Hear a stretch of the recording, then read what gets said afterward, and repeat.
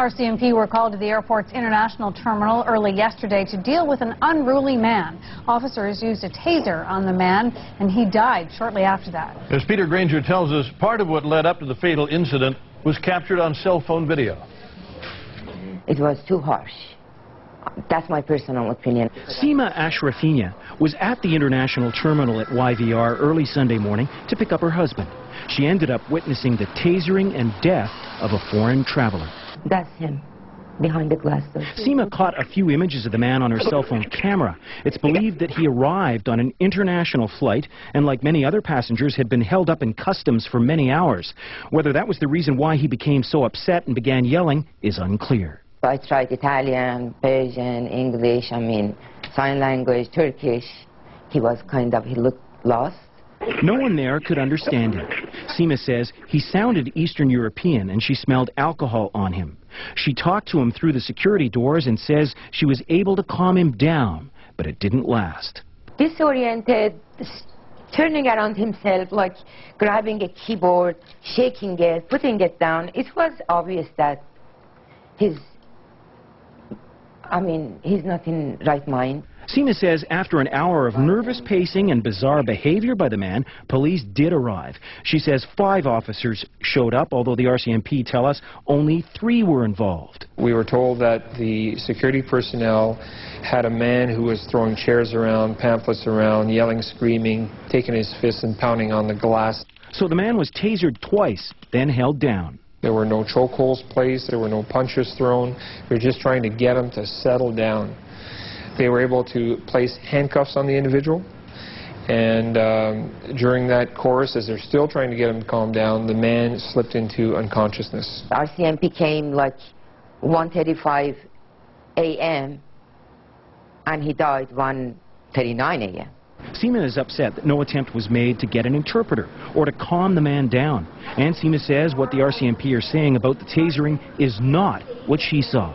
She believes he was tasered 4 times. I saw 2 of them, they tasered him at the same time. Now he's trying to justify that the way we train our officers, they are aiming 1 at a time. That is not true. That's not what happened. There were papers and a passport on the man's person. RCMP tell us that they have to contact Interpol to determine his actual identification.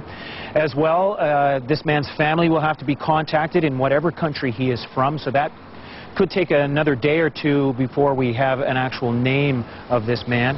And as well, because this was considered a death in custody, there will be an automatic autopsy. Thank you, Peter. This case is once again raising concerns about the use of tasers.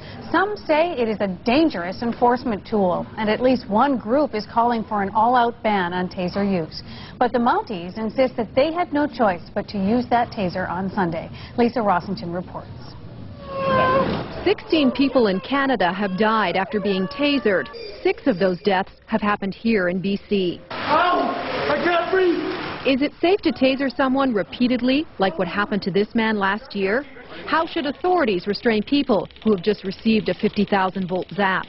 These are just 2 concerns that have been raised about the taser since it was introduced in Canada 7 years ago. Amnesty International wants police to stop using tasers. It doesn't believe they are safe. We want them to be in a situation where they can be making those quick decisions that are well-informed. And when it comes to the taser, simply not enough is known for that to be a well-informed decision right now. In Sunday's incident at the Vancouver airport, police say the man was tasered twice, although this witness says she saw the man being zapped 4 times. She also says after he was tasered, police pinned him down. So the police officer was leaning on him? Yes, yeah, a few of them. With their knees? Surrounding him like that. Okay. After they tasered at number 3 and 4. Not only can multiple stuns interfere with breathing, restraining someone on their chest after being tasered also puts them at risk. It's in this 2005 review of the taser by BC's Police Complaints Commissioner. Dr. John Butt worked on that report. Whether the autopsy reveals elements of an asphyxial death, that would be very helpful. The autopsy will also allow the development of a toxicological analysis. So what were the options for police Sunday morning? The Mounties say pepper spray wasn't ideal because the area was crowded with travelers, and suggest the baton may have been too violent. Is the way to deal with a person with excited delirium, if that's the case, is it to start breaking bones and assaulting somebody? I can just imagine what the public perception would be of that. Well, now the guy's dead, so... Yes, and you know what I have to say to you to that is, let's all be patient and wait for the BC coroner's autopsy to see what the cause of death is. Excited delirium is a term police are now using to describe agitated or paranoid people. Authorities have never blamed any deaths on the taser, although this latest incident shows there is still significant concern with its use. Lisa Rossington, CTV News, Vancouver.